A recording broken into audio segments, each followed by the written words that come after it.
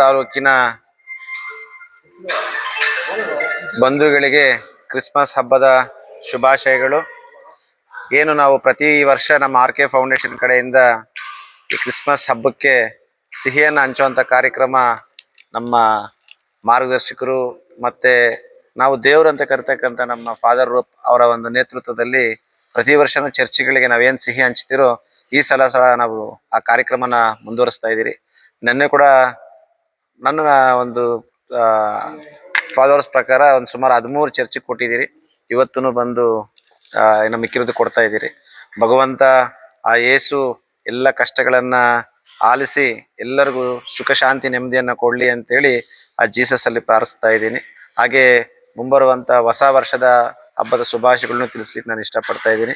KGF ಕ್ಷೇತ್ರ ಭಾಳ ವಿಶಿಷ್ಟವಾದಂಥ ಕ್ಷೇತ್ರ. ಏನೆಲ್ಲ ಹೇಳ್ತಾರೆ, ಸರ್ವ ಮತ ಸರ್ವ ಜನಾಂಗ ಇರ್ತಕ್ಕಂಥ ಒಂದು ಶಾಂತಿ ತೋಟ ಯಾವುದಪ್ಪ ಅಂತಂದರೆ ಅದು KGF ತಾಲೂಕು ಅನ್ನೋದು. ಈ KGF ಅಲ್ಲಿ ಹುಟ್ಟಿರೋದೇ ನಮ್ಮ ಹೆಮ್ಮೆ ಅಂತೀರಿ. ಇವತ್ತಿನ ಪರಿಸ್ಥಿತಿ ನೋಡ್ತಾ ಇದ್ರೆ ಎಲ್ಲಿ ಹೋದ್ರೂ ಸಹ ಈ ಕೋಮುಗಲಭೆ ಅನ್ನೋದೈತೆ. ಆದರೆ ಭಗವಂತನ ಕೃಪೆ, ಇಂಥ ಒಂದು ದೊಡ್ಡವರ ಮಾರ್ಗದರ್ಶನದಿಂದ ಇವತ್ತು ನಮಗೆ KGF ಅಲ್ಲಿ ಎಲ್ಲ ಒಂದು ಜಾತಿಗಳು ಕಾಣಿದ್ರು ಸಹ ಎಲ್ಲರೂ ಸಹಬಾಳ್ವೆ ಅಂತೆ, ಎಲ್ಲರೂ ಎಲ್ಲ ಜಾತಿ ಧರ್ಮದವರು ಸಹ ಅಣ್ಣ ತಮ್ಮದರಂತೆ ಬಾಳೋದಕ್ಕೆ ನಮ್ಮ KGF ಒಂದು ನಿದರ್ಶನ.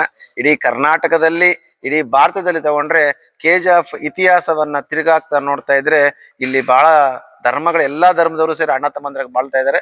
ವಿಶೇಷ ಏನಪ್ಪಾ ಅಂತಂದ್ರೆ ಇಲ್ಲಿ ಕ್ರಿಶ್ಚಿಯನ್ರ ಹಬ್ಬವನ್ನ ಹಿಂದೂಗಳು ಆಚರಣೆ ಮಾಡ್ತಾರೆ, ಹಿಂದೂಗಳ ಹಬ್ಬವನ್ನ ಕ್ರಿಶ್ಚಿಯನ್ರು ಆಚರಣೆ ಮಾಡ್ತಾರೆ, ಮುಸ್ಲಿಮ್ರ ಹಬ್ಬವನ್ನು ಸಹ ಎಲ್ಲರೂ ಸೇರಿ ಆಚರಣೆ ಮಾಡ್ತಾರೆ.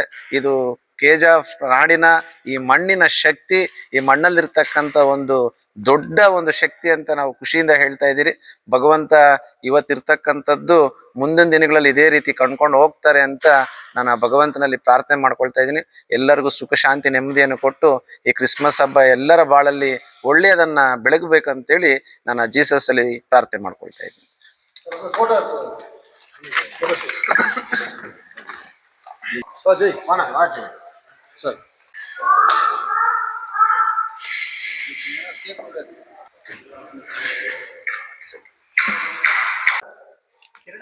ಅಣ್ಣ ಇಲ್ಲಿ